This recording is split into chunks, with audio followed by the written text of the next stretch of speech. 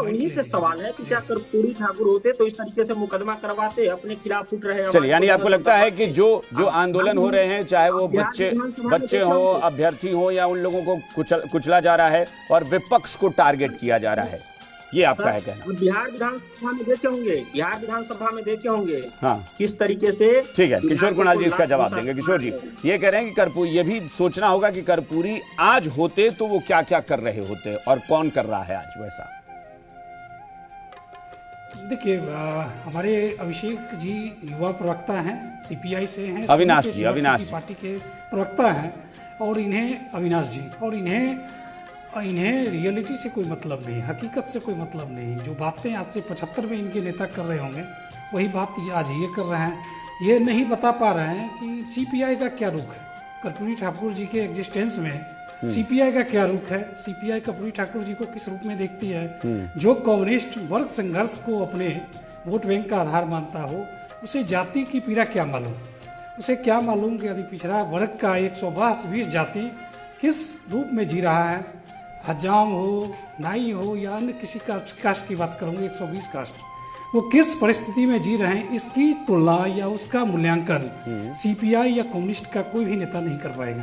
क्योंकि इन्हें सिर्फ वर्ग संघर्ष पता है, जाति के अंदर होने वाले संघर्ष या जाति के अंदर होने वाले दमन के बारे में इनको ABCD की भी जानकारी नहीं है।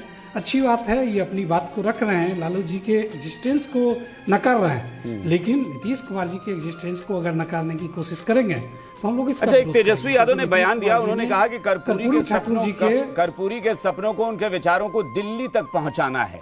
उन्होंने कहा कि आरजेडी की MLC एक है उर्मिला ठाकुर, वो तो कह रही थी कि लालू जी ने बहुत सारे उनके विचारों को साकार किया और दिल्ली तक पहुंचाया, और जो बाकी चीजें हैं वो तेजस्वी यादव इस भूमिका को निभा रहे हैं, इसमें अब खरे उतरेंगे। कौन से विचार, किस चीज को दिल्ली पहुंचाने की बात है? तेजस्वी यादव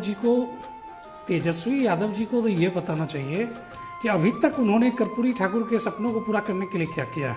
पहुंचाएंगे ये दो बात की बातें हैं। दिल्ली तो अपने परिवार के सदस्यों को पहुंचाएंगे, किसी को लोकसभा सदस्य के रूप में, किसी को राज्यसभा सदस्य के रूप में, किसी को मंत्री बनाएंगे, हरियाणा के प्रेम गुप्ता को मंत्री बनाएंगे, हरियाणा के संजय यादव को मंत्री बनाएंगे, राज्यसभा भेजेंगे। लेकिन बिहार के अति पिछड़ा समाज के, बिहार के अकलियत समाज के किन लोगों को वो दिल्ली पहुंचाएंगे, इसका भी एक पूरा डिटेल उनको जनता के बीच रखना चाहिए।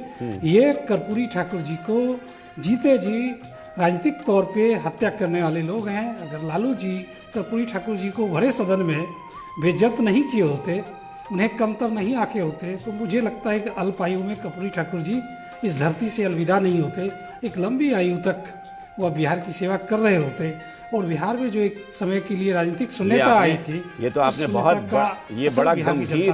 बड़ा गंभीर एक आरोप लगा दिया, मतलब एक तरीके से एक पाप मढ़ दिया आपने आरजेडी के ऊपर, लालू प्रसाद यादव के ऊपर। लालू प्रसाद यादव की वजह से कर्पूरी ठाकुर इस दुनिया में नहीं रहे।